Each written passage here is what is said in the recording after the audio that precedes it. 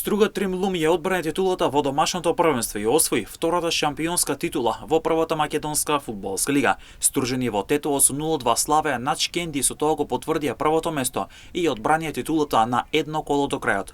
Маријан Радевски беше стрелец на мечот заедно со Бесерт и Брими, кои всушност го делат второто место на листата на најдобри стрелци во првата лига со по 15 постигнати погодоци.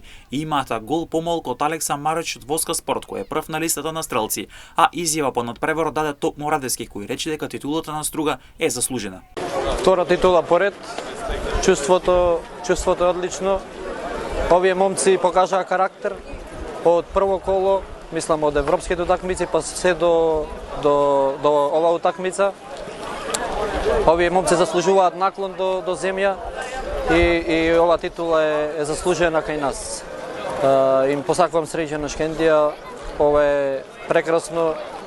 На вакви стадиони полни да се игра фудбал и од наша страна ќе продолжиме само со успех.